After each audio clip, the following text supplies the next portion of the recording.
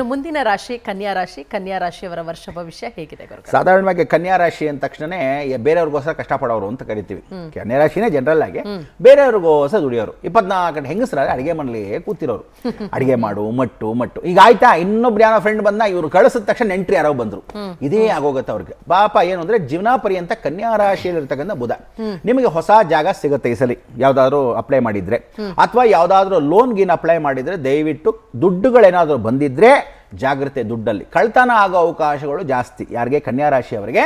Ketu ಹೊರಟ್ಬಿಟ್ನಲ್ಲ, so ಹೊರಡ್ಬೇಕಾದ್ರೆ ಕಳ್ತನ ಮಾಡಿಸ್ತಾನೆ. ನಿಮ್ಗೆ ನೋಡು, ಯಾವ್ದಾದ್ರು ಕೇತುಗಳು ಮನೆಯಿಂದ ಹೊರಟ್ಬೇಕಾದ್ರೆ ಪೂರ್ಣಿಮಾ ಗಣಪತಿ ಸೇರ್ತಾನೆ ಇಲ್ಲ ಗಡಿಯಾರಗಳು ಸೇರುತ್ತೆ ಜಾಸ್ತಿ. ಅವ್ರಗಳಿಗೆ ಯಾವಾಗ್ಲೂ ನಿಂತ್ಕೋ, ಕೇತು ಬಂದಾಗ ಅಥವಾ ಹೊರಟಾಗ ಆ ಮನೆಯಿಂದ ಗಣಪತಿ ಅಥವಾ ಗಡಿಯಾರಗಳು ಸೇರುತ್ತೆ ಅವ್ರ ಮನೆಗೆ.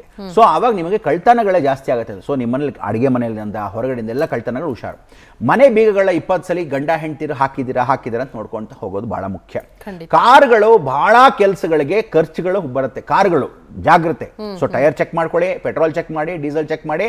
ಆಮೇಲೆ ಈ ನಡುವೆ ಅಂತೂ CNG ಬಂದ್ಬಿಟ್ಟಿದೆ ನೋಡಿ. ಕೇತು ಇನ್ನೊಂದು ಬೆಂಕಿ ಅಪಘಾತ ಅನ್ನೋದಕ್ಕೆ ಗ್ಯಾರಂಟಿ. ನೋಡ್ಕೊ, ಫ್ರಿಕ್ಷನ್ ಹೆಂಗೆ ಅಂದ್ರೆ ಪೆಟ್ರೋಲ್ ಟು ಡೀಸೆಲ್ ಅಥವಾ ಡೀಸೆಲ್ ಟು ಗ್ಯಾಸ್ ಏನಿದೆ, ದಯವಿಟ್ಟು ಕಾರ್ಗಳು ಹುಷಾರು. ಬ್ಲಾಸ್ಟ್ಗಳ ಅವಕಾಶ, ಫೋನ್ಗಳು ಜಾಗ್ರತೆ, ಕರೆಂಟ್ ಹಾಕಿದಾಗ ಮಾತಾಡ್ಕೊಂತಿರುತ್ತಂದು. ಇದೆಲ್ಲ ಯಾಕೆ ಅಂತ ಸೂಕ್ಷ್ಮ ಅಂದ್ರೆ ಕೇತುನೇ ಸೂಕ್ಷ್ಮ.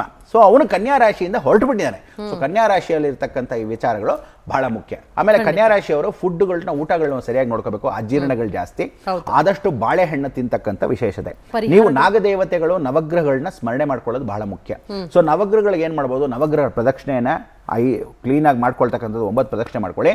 5 ಪ್ರದಕ್ಷಿಣೆ ಹತ್ತಿ ಮರಕ್ಕೆ 5 ಪ್ರದಕ್ಷಿಣೆ, ಮೂಗುತ್ತಕ್ಕೆ 5 ಪ್ರದಕ್ಷಿಣೆ. ಈ ರೀತಿ ಸಾಯಂಕಾಲದ ಹೊತ್ತು ಸೂರ್ಯ ಮುಳುಗದ ಮೇಲೆ ಮಾಡಿದ್ರೆ ನಿಮಗೆ ಗೊತ್ತಿಲ್ಲದೇನೆ ಆ ದೋಷಗಳು ಪರಿವರ್ತನೆ ಆಗುತ್ತೆ. ಖಂಡಿತ ಗುರುಗಳೇ.